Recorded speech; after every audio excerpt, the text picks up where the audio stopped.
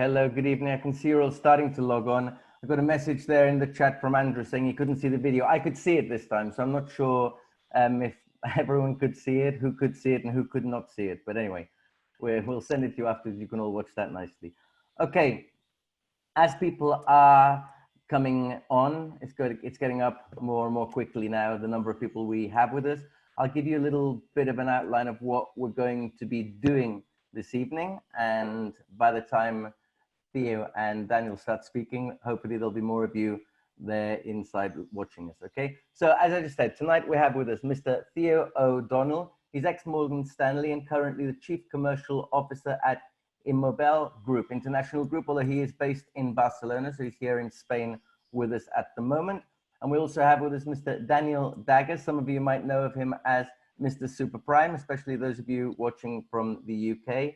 He was the Spears Property Advisor of the Year in 2019 winner, possibly one of the most successful in his trade, with almost 4 billion of super prime sales under his belt, almost 4 billion. So he'll get back to us when he gets up to that number. So round it up, round it up. Almost. Always. I know it's 3 point a lot, okay? More than I've sold, but then, yeah, that's all.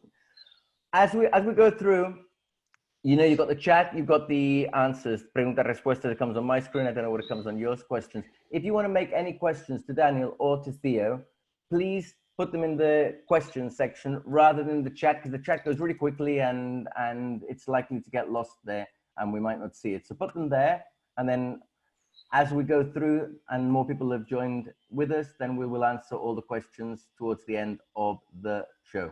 Okay, so I'm not gonna give any spoilers. I don't really know exactly the content of what Theo's gonna show us, but I know it's really interesting and I know it's very, very useful for many of you. So if you can, Theo's got a lot of things going on at the moment because he's got different screens and different stuff. So let's just hope that we don't have any technical hitches. And if you can share your screen, then we can start with that. How are we looking? Can everyone see and hear me? I can see it perfectly. Great. Okay. Let me know. Shall I take it away, Dylan? Yeah, go for it. Okay. So as Dylan said, I'm the Chief Commercial Officer with IMMOBEL. Thank you very much for dialing in today. Really excited by the opportunity to speak to you all about what we do as a real estate technology company and how we help agents in global real estate markets. So our mission as a company is to build diverse communities by helping everyone, regardless of where they are in the world or the languages that they speak, the opportunity to buy or find their dream property, their dream home. We're a family business, and this is crucial to us. Unlike other prop tech companies, we've existed for more than 2 decades. We're family owned. We're not backed by venture capital, and that means that our most important stakeholders are our clients and our team here. And that really means that we can care about the end user a lot more than someone who's just focused on growth at all costs to satisfy investors. We like to say that we're playing our part in real estate history, and this photo that you can see here is of the Warsaw Marriott in Poland. And that's because our founder and CEO, Janet, who's also my mother-in-law, was responsible for one of the first international transactions, bringing a foreign corporation into Warsaw just after the Berlin Wall came down, as Eastern Europe was opening up. And so Janet has always known and understood about the power and ability of real estate to drive aspirational dreams within communities, bring inward investment, and increase the quality of life for people living in the markets that they serve. So these are some of the partners, some of the clients that we have: Sotheby's International, Century 21. I'm sure a lot of these brands will be familiar to many of the people dialing in. Better Homes and Gardens is a smaller brand that I absolutely love. They're committed to community, diversity. And then we work with a number of the largest MLS organizations in the world as well around listing syndication. So what do we actually do? Well, this is how we think of what we do in the space that we occupy in the market. We solve problems and we reduce pain points for agents, for brands, for real estate professionals, and we give them the tools that they need to better serve their communities and better serve their clients and get better results for buyers, sellers, and the communities that they're involved in. We do that in 2 ways, generally: visibility and connectivity. So we're helping to make listings and agents and their businesses more visible, and we're helping them to collaborate with one another across markets. So I'm going to talk about the work briefly that we do with Century 21 because it's a great window into what our overall platform is. And C21, I know, will be familiar to a lot of people who've dialed in. We work very closely, for instance, with Ricardo Salsa, who is the head of C21 for Portugal and Spain, really helping to drive their connectivity to the global brand. So the first thing that we do is we basically take all of C21's listings globally, which is hundreds of thousands of listings in all of the 80 plus countries that they operate in, and we translate them. And we make them visible to international consumers on things like century21global.com, which is their global business hub. So you can see at the top of the screen here, all of the languages that we support. What this means is that whenever an agent in Century 21's global network creates any listing, it's automatically translated by our translation software, which is the largest and longest running database of real estate terminology in the world. And it creates that listing page in each of those supported languages so that over 90% of global consumers can find it when they do a search for a property in their own language on their own language version of Google. So unlike solutions like, say, Google Translate, which I know a lot of real estate agents and offices use to translate listings on their website, if you use that plugin, that's great for the consumer who visits your site. You know, you're serving them well. They can translate the listing when they want it. But Google Translate, there's two major problems with it. One, it's not very friendly for real estate terminology. You know, as agents, obviously, you spend a lot of time putting in the right listings description and really working to sell your home, to sell the home that you're working for. That doesn't translate very well with a generic translation tool like Google Translate. But more importantly, that translated version doesn't really exist. Google can't find that translated version. Whereas with our translation technology, we create a page for each of those different languages so they can then be found and searched by global search engines in all of the languages that we cover. So what does that actually look like? Well, it looks like this. It looks like top rankings in Google search results. So what you're seeing here is someone searching on google.fr in French for homes for sale in Faro in the Algarve region in Portugal. Similarly, occupying all the top slots here for a search on google.jp in Japanese for homes for sale in Sydney, Australia. All of those top results are Century 21 results that we power. So we're just massively increasing the visibility of those listings to foreign buyers. The next piece of what we do is called GLEX. GLEX just stands for the Global Listings Exchange. We basically take that same translation technology, that same global visibility technology, and rather than putting it on a global portal, we make it available to the agents, the offices, the country websites, all within the C21 network. So that you as a C21 agent, if you work for the brand, you can have on your website the entire stock of global C21 listings, all translated into all languages. And the benefits of that are twofold.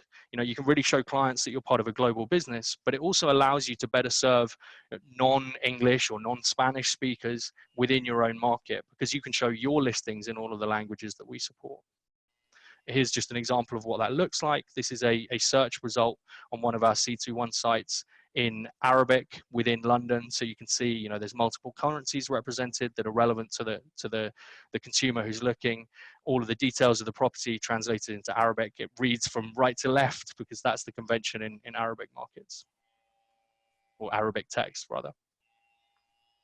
So the final piece of what we do that I'd really like to talk about is this little piece in the middle here, this global referral network. So we've already done all the work of making the listings visible, making the web presence of the brands and their agents, you know, that much more powerful. But if you're one of those agents who has GLEX enabled on your website, so you have all of those global listings, you're capturing leads on your own website for listings in other markets. You need a way to actually monetize those leads. So we build referral network technology that allows the agent in that market to pass that lead within the brand to another colleague in that target market, passing the client details securely and ultimately getting paid.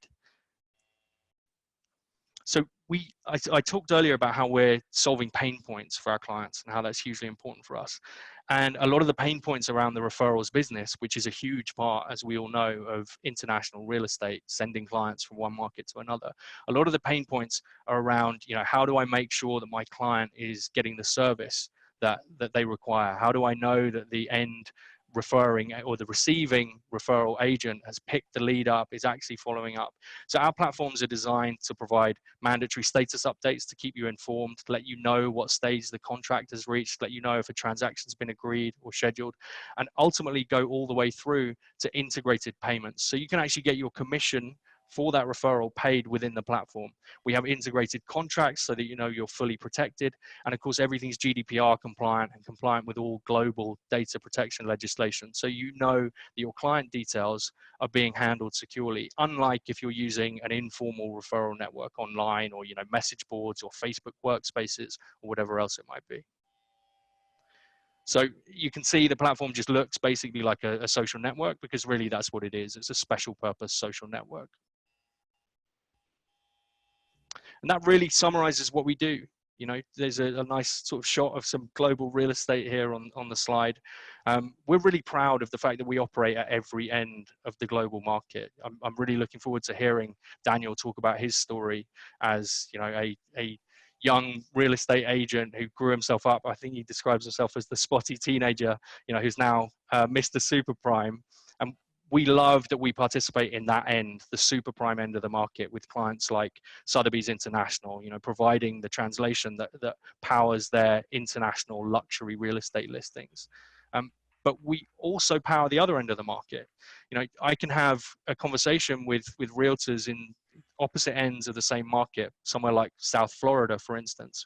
And one of them might be telling me about how our technology powers their ability to sell beachfront homes, estate homes in Miami, to foreign investors, for instance, to Russians moving into that market.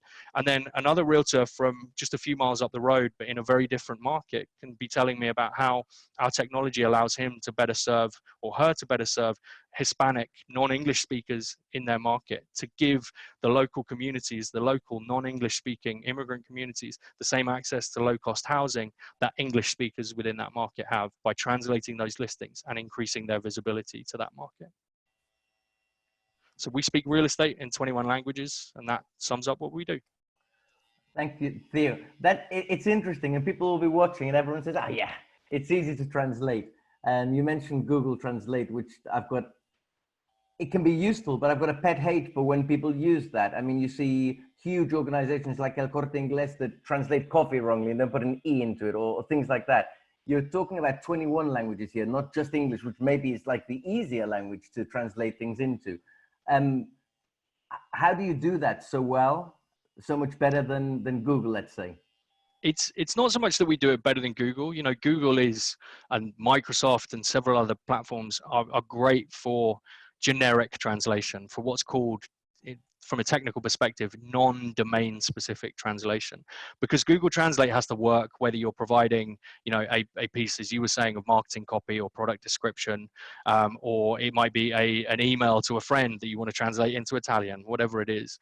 So Google has to be kind of oblivious of the context and just give as good an approximation of what you're trying to say as possible across all contexts.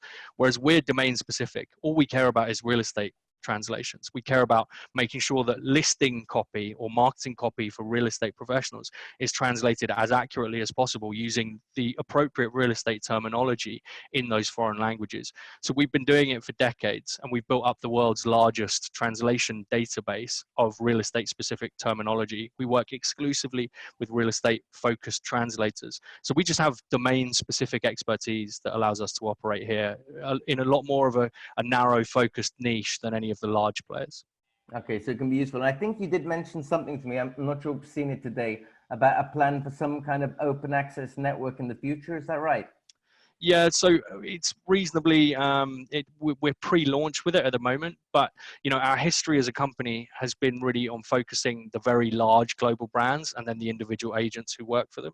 And we really see an opportunity to extend our offering to some of the smaller mid-tier brands, or even standalone brokerages. So in the coming months, we're really excited to be releasing things like referral networks and some of our listings translation technology that are going to be available to some of the smaller brands, some of the mid-tier players, and even some standalone offices. Excellent. Because I don't know much about the UK market, Daniel will know better, but here in Spain, more than Portugal maybe, we've got good big brands, we've got some excellent like local brands, excellent local players that we call them, Francis calls them big locals and stuff, and they've often got the biggest part of the market and quite possibly would be quite interested in this kind of tool. That's exactly right. And, you know, real estate, it's a global industry, but in a lot of ways, in a very real way, it's the most local industry that there is. You know, you're bringing a particular person to a particular point on the map, trying to make them fall in love with it. And what we're really trying to do is bring our global platform and deliver it for local experts, whether those experts work in the big international brands or they work in an independent brokerage somewhere on Costa Brava or the Costa Blanca, and they want to be able to better serve non-Spanish speakers coming into that market. Okay, excellent. Okay, I'm sure we'll get some questions coming in, and we'll give a little recap of it at the end. But let's go now to speak a little bit to Daniel. You've seen that. I think you've been in everything. You've been from small businesses to big businesses, and now you're in your own business. But if I'm right, and I've read this, you kind of worked your way up from scratch. You weren't catapulted to success by somebody. No, you're a self-made success, let's say. Is that right? And how?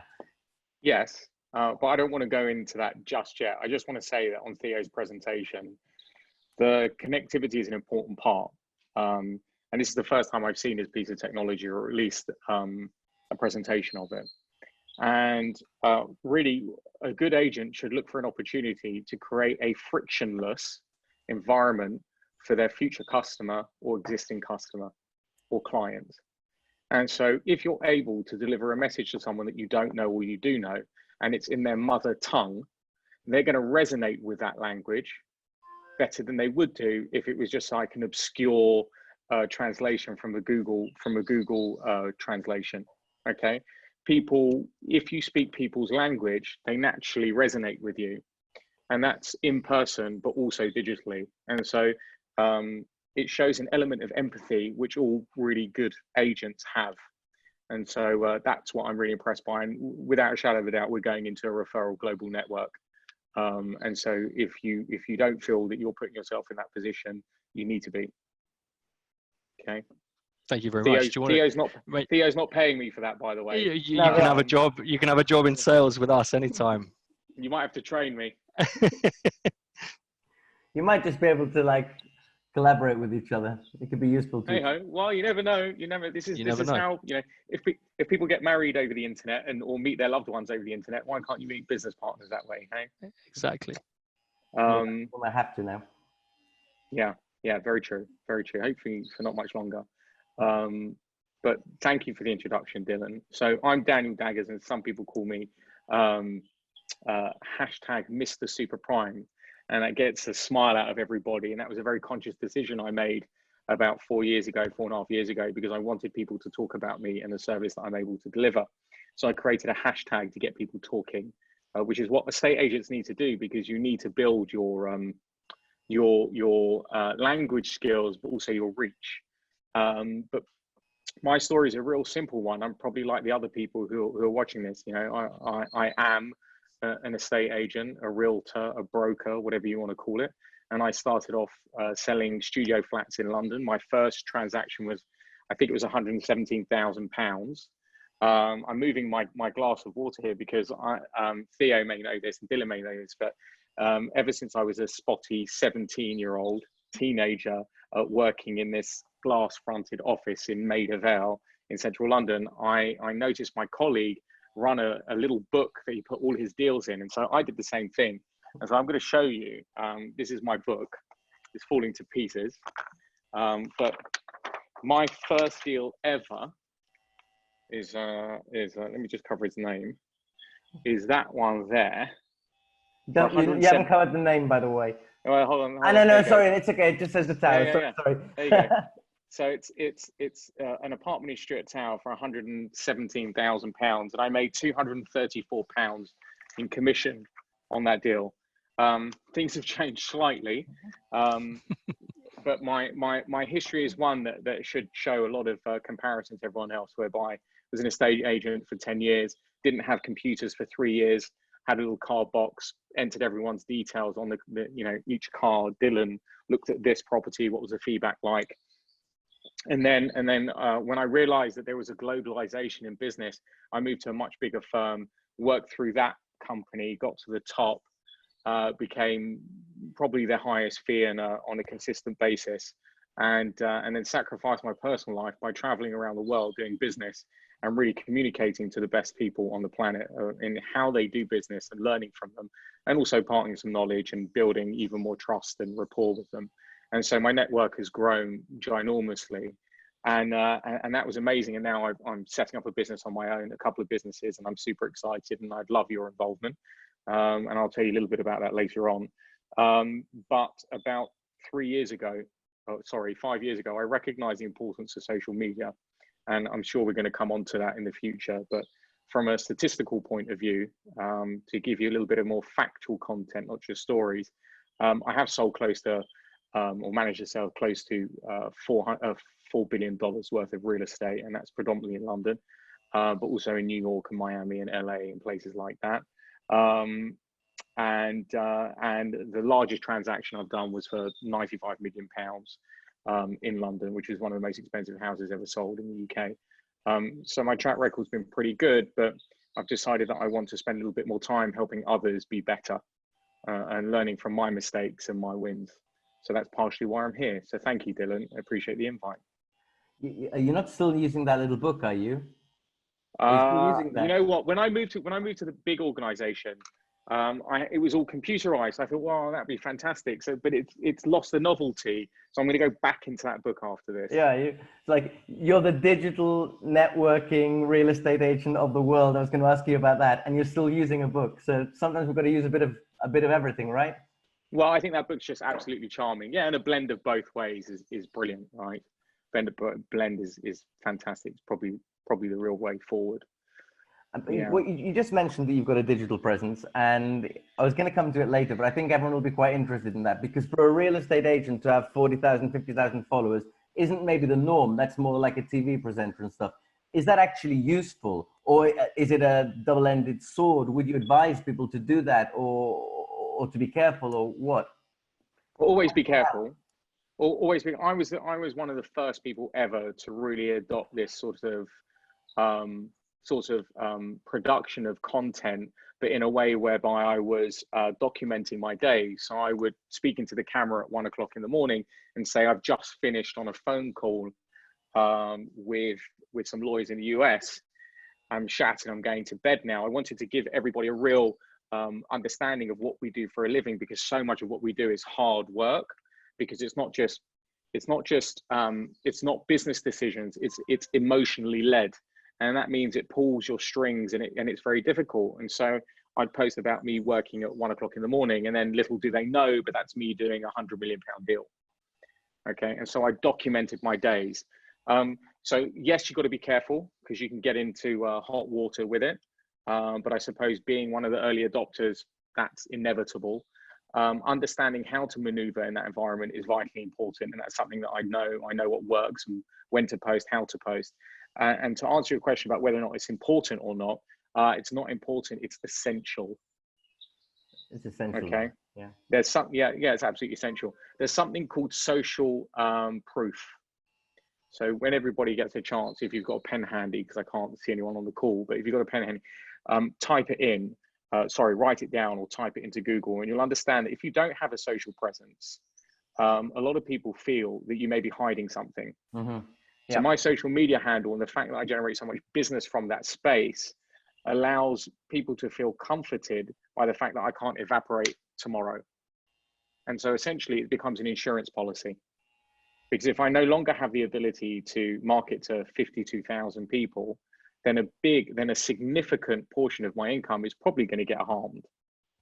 And so you have to take it very seriously. And very simply, your social handles, your Instagram, your LinkedIn, your Facebook, your Twitter, your TikTok, these are all now opportunities where you have to look at them, whereby they are your newspaper, your radio station, your TV station, and it's your route to market. And instead of it being just a route to market for sales, it's your route to market to build relationships. Okay, good.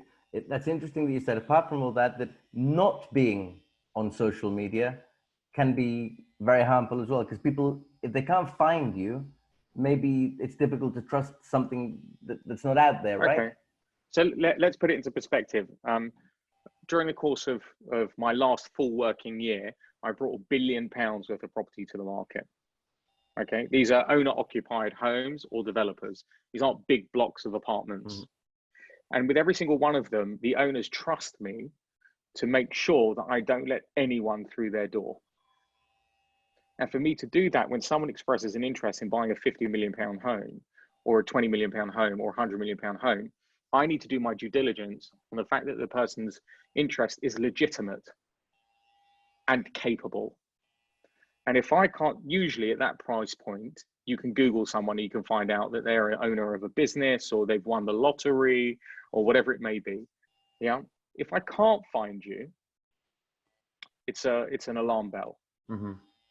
And so I think people in the future and current, if they're looking for some benchmarking as to whether or not your agent is legitimate, or your broker is legitimate, they're going to want to see some digital track record. Okay. And that's why I talk about it so much over my digital channels and share tips on it.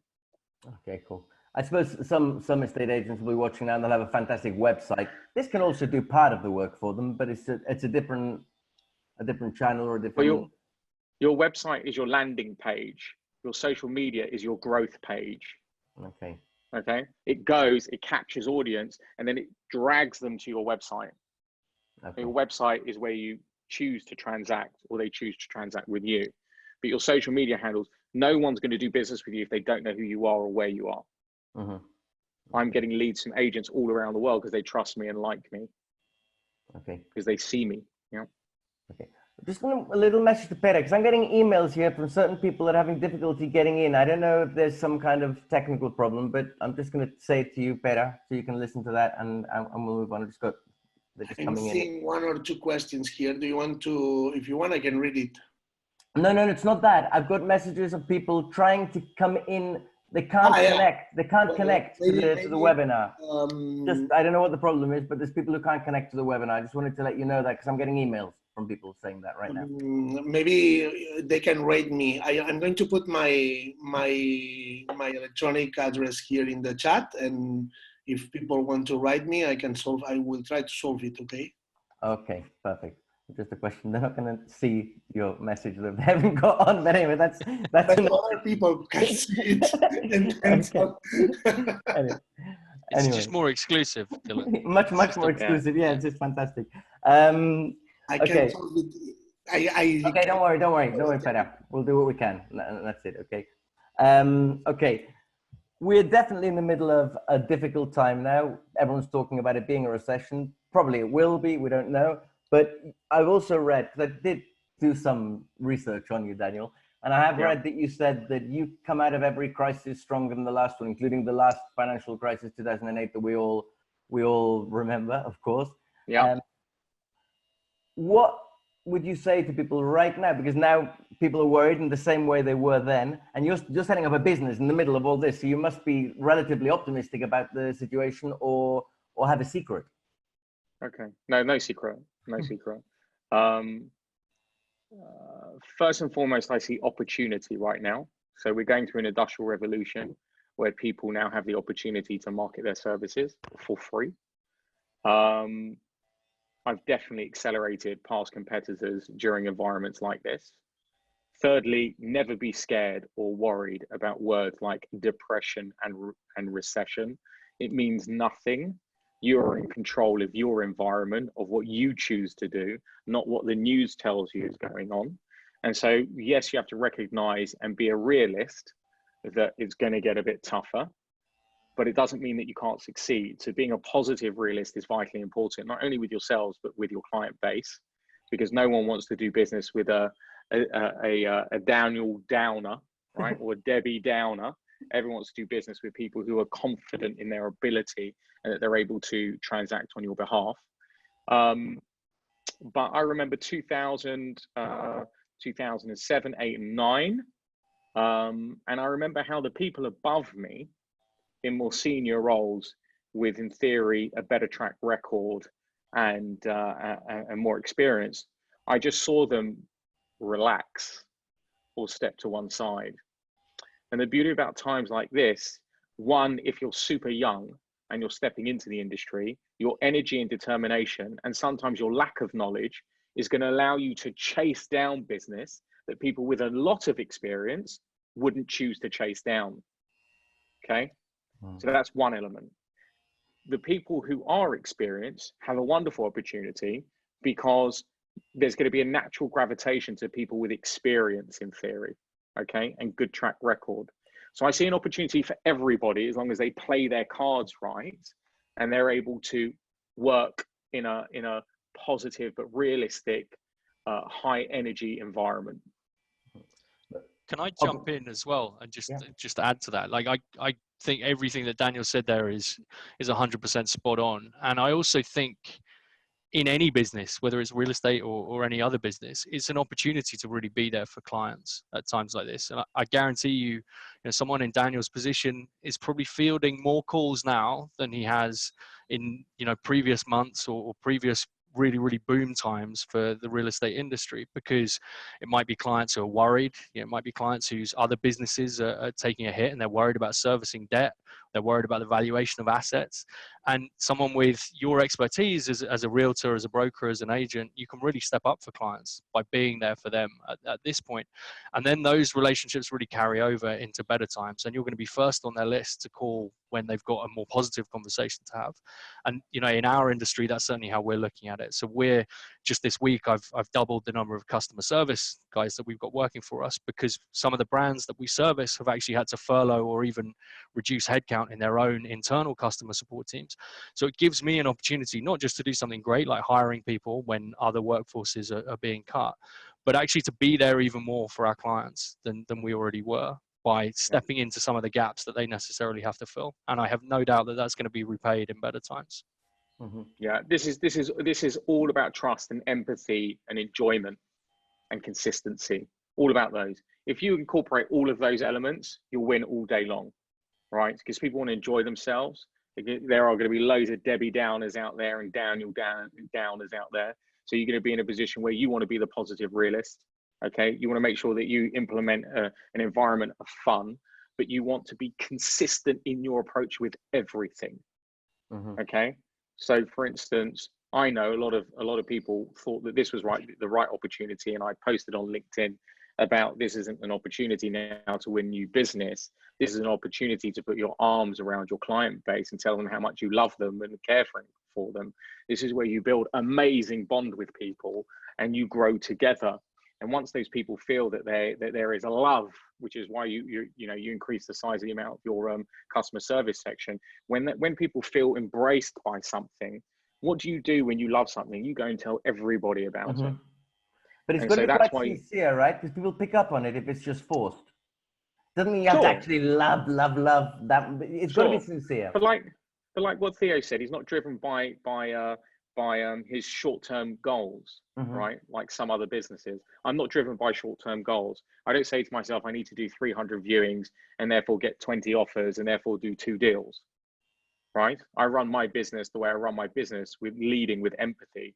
So when I choose to speak to someone and say, I care about you, or send flowers to my client base to say, I'm thinking about you, I'm not doing it because I'm going to sell them a property in 2 weeks' time. I'm doing it because it's the right thing to do. Yeah, and that you grow with your client base, you grow with them, they grow with you, and you grow with them. So you start off selling 117. I posted on my, I think 4 pictures in on my Instagram account. There's me in a baseball cap because that's my authentic self. And in it, I talk to the camera and I say, see this building, and I point here, and it's a huge high-rise building, which is where I sold these very one-bedroom apartments for £117,000. And the seller of that apartment through me 21 years ago instructed me to sell a £70 million house 20 years later. Yeah, I saw that, and that gives all of us hope as well that maybe what we bought for, no, it's a joke, but yeah, that was great. Listen, this is how it works, right? People are fascinated. Theo's in a slightly different environment, but agents out there who've got a lot of experience and brokers out there who've got a lot of experience, if you just put your arms around the people that you've already done business with, you'll be set for life. You don't need new business. Okay. You just have to offer a deeper, better service. I think that's true even when those same clients are in pain as well. You can still sure. all your energy and passion into getting the right result for someone, even if they're a seller for reasons, for bad reasons, right? They have to liquidate an asset or something. That's when you really want to be there for clients the most. And in a business, as Daniel said, that's as personal and based on personal empathy as real estate is, you need to use all the tools at your disposal to let your clients and the community that you serve know that you're there for them. Okay. I'm going to ask a question to both of you, because you're going to both have answers to this for different reasons. Because although the client base is excellent, and I agree with you both, here in Spain and Portugal, many of the people who are at this moment in time looking here and thinking, how am I going to sell? They're selling to a new client who's buying the secondary residence that probably they didn't sell them the first one because they're here in Spain or Portugal and they're not in the UK. So they also have a client base and they resell properties, but they're going to be looking for new ones too. And last week on the program, the week before, we talked about a huge potential now to bet, like a slightly positive element, that there will possibly be a new, what one guy called a digital nomad, people that are no longer tied down to living in the UK, Birmingham or whatever, and they can now don't have to wait until they retire to live the dream or to live the good life, because Theo will agree with me because he's here in Spain living the good life. Daniel just has holidays here. I mean, he doesn't know how good it is, do you think that it's overly optimistic to think that this new digital nomad could actually emerge and be an opportunity for us here in Spain and Portugal? Yeah. I was going to hand it to you, but okay, I mean, if you want me to? I mean, you go first, and then I'll jump in. I'm the agent. Okay, I think that people are going to consider the environment a lot more and choose where they can live, because it's just technology now allows people to live remotely from where they used to live, okay, and still conduct the same sort of levels of business. So can I see people moving to sunnier climates? Sure, 100%. Can I see them moving permanently? Yep. Can I see them buying a second home? Yes. If I was an estate agent now, or realtor, or whatever you want to call it, and I'm in the Algarve or I'm in Spain, and I know that I've got 5 clients who are British, I'm selling them flowers right now and saying, wow, how beautiful is it that you are living here in such a beautiful climate? Let me know if I can help you at all, or any of your friends. And I guarantee you, when they're FaceTiming their friends in not so sunny London or Belfast or wherever it may be, and they're saying, oh, wow, what a beautiful set of flowers you've got in the background. They say, that's my real estate agent. Have you thought about wanting to buy something here, so on and so on? That's how you generate business, right?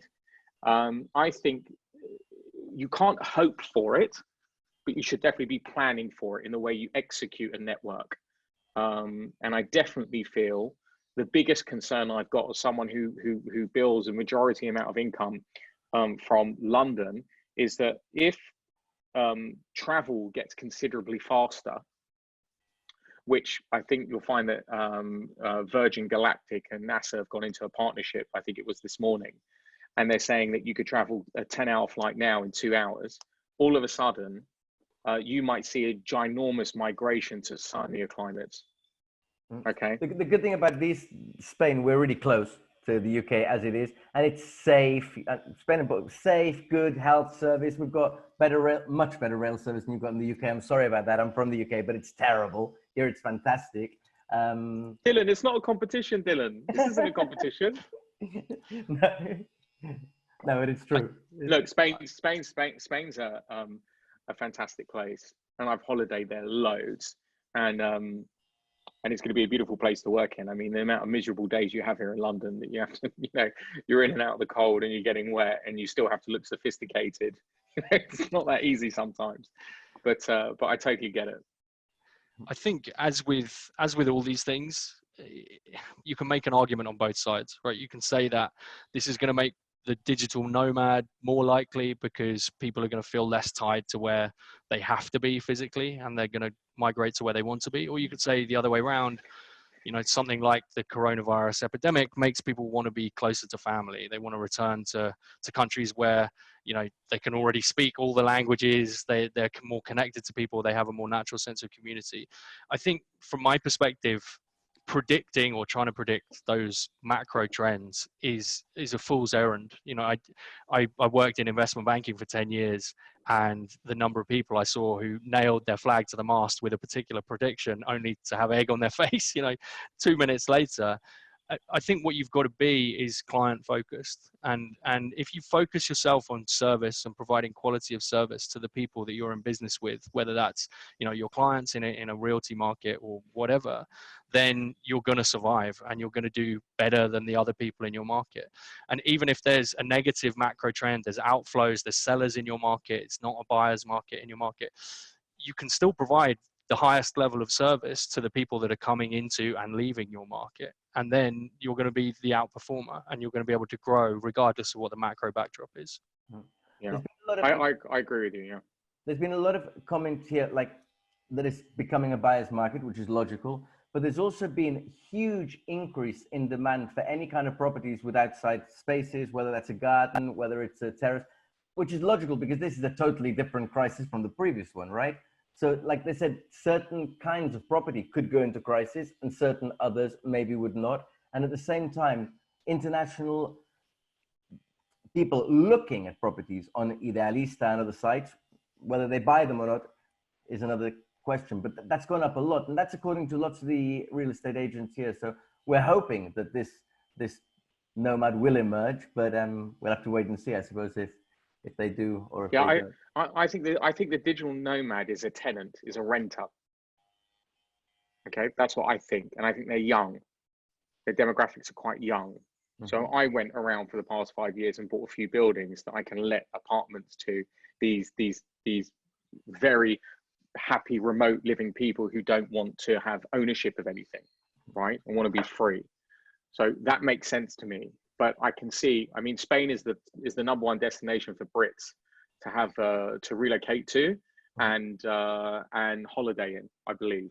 And if that's the case, I can see that increasing if their financial status here isn't impacted, you know, too greatly. Yeah. I think the weather is a massive USP. And from what you just said there, even if people, from what you said before, even if some of the digital nomads right now are looking to rent, but that's also good because that's a client that you've got for the future, right? Based on what you were saying before, that young digital nomad today might be buying a 5 million property in 10 years. Who knows? I mean, let's put it this way: if Theo's done his job right, and I suspect he has because he's a very bright guy, right? The way I look at it is this: everyone you come into communication with, don't see them as a deal. I see them as a relationship. And in the relationship, these people will transact probably somewhere between 5 to 6 times during their lifetime, if you get them early. So that means that's 5 referrals or 4 referrals or 3 referrals and 2 transactions. Agents need to look at the depth of their offering, not the width of their offering. You can't be a legend in every market, but you can know people in those markets. And therefore, instead of asking the question like, oh, would you be interested in buying in Malaga, right?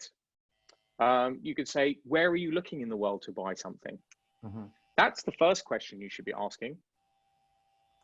Yeah? How can I help you globally? That's the first question. Now you open 20 doors. Yeah. Okay. So Theo's piece of technology, I 100% agree with. I haven't used it, but the concept absolutely makes sense. Yeah. People will use it and can draw in. Because of course, I mean, I'm not going to pretend that me and the real estate agents watching right now in Spain and Portugal, of course, today most interested in selling properties in Spain and Portugal. It's their local market, it's where they work, and it's where they have properties for sale. Many of them. We have some that have properties outside of these areas in specific regions, but mostly this is where they have them. So Dylan, all the estate agents now are global agents. Fact, right? You shouldn't be looking at people to sell your property to. You should be looking at people as a relationship. I want to get the first phone call. That's it.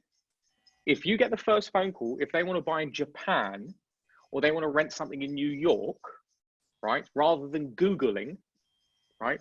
They want to come to a trusted source to refer somebody that they know that I have a good understanding with them. Yeah, a trusted network. I call it trust equity.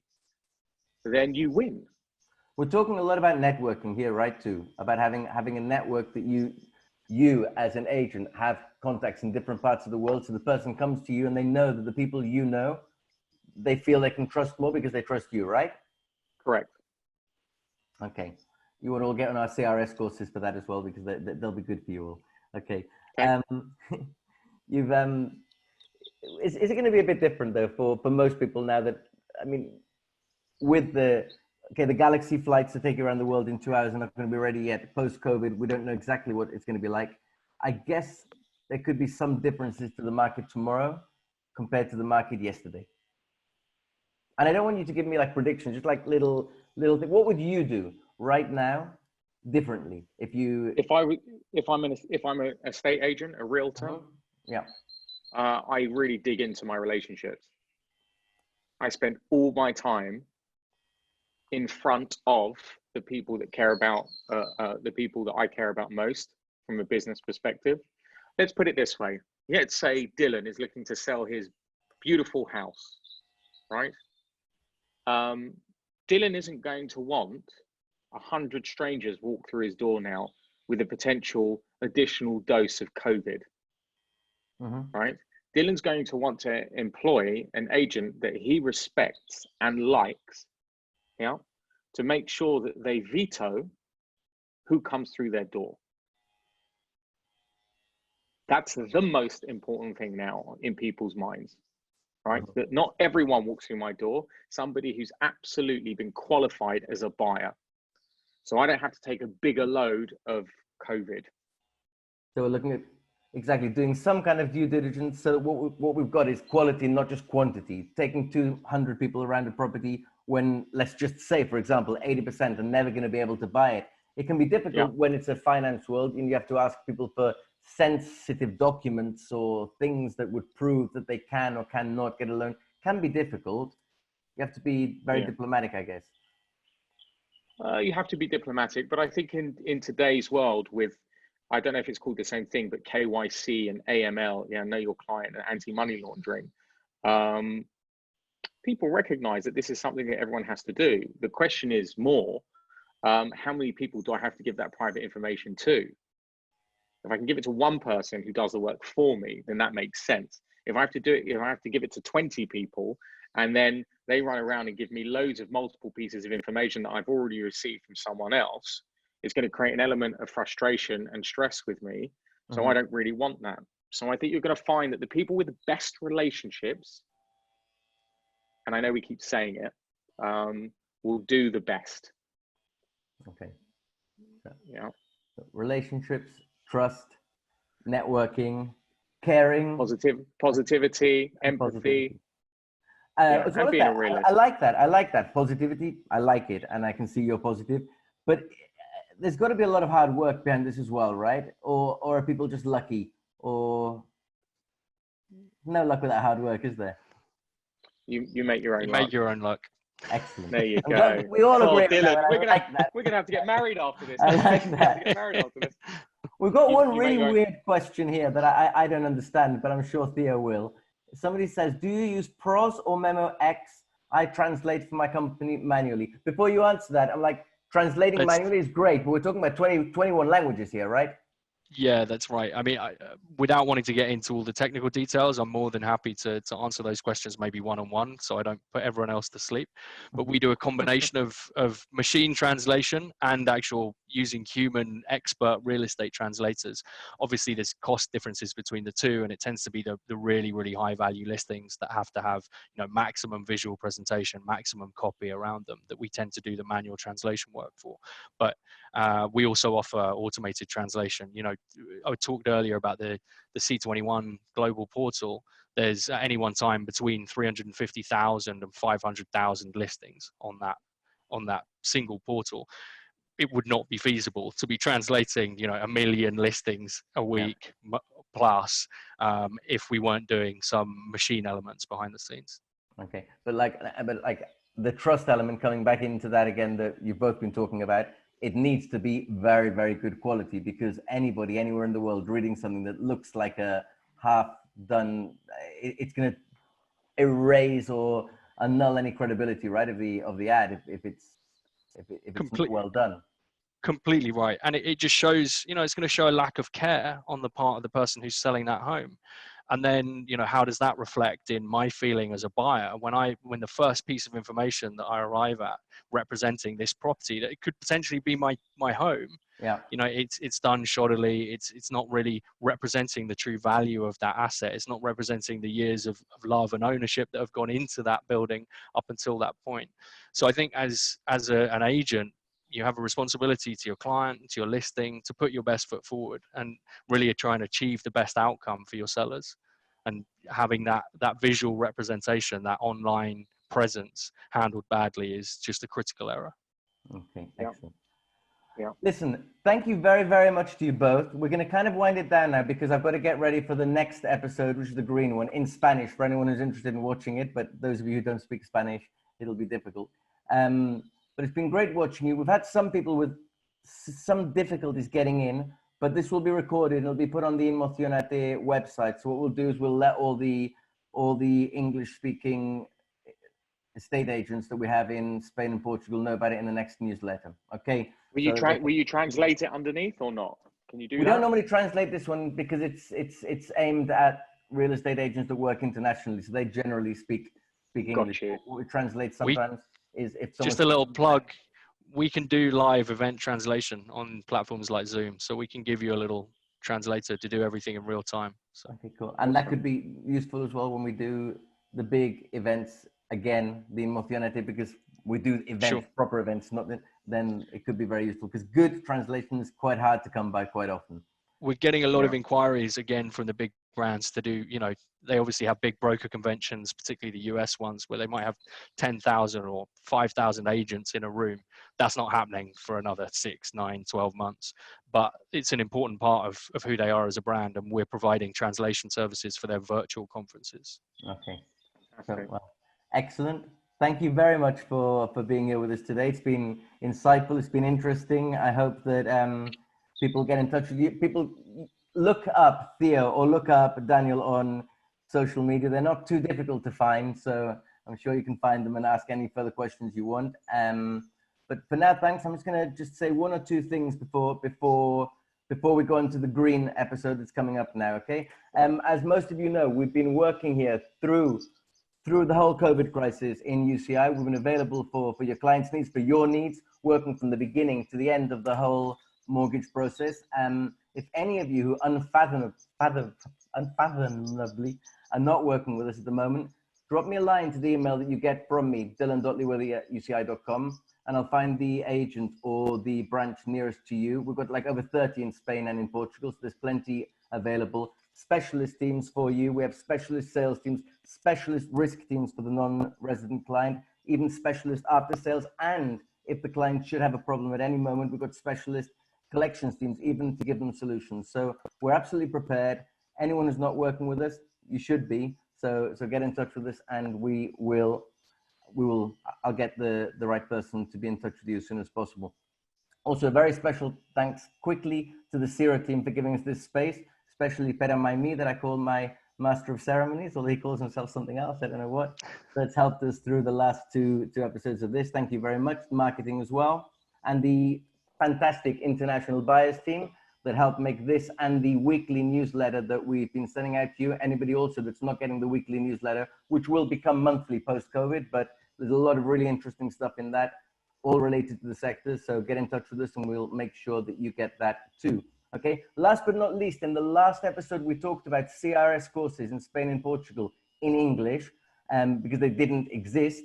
And we tried to create a little bit of interest with Errol Goodchild for that. It seems that we've been listened to, and they're actually working on getting CRS courses in English for Spanish and Portuguese real estate, or people in Spain and Portugal wanting to do those courses in English because they prefer to, or they don't speak Spanish or whatever.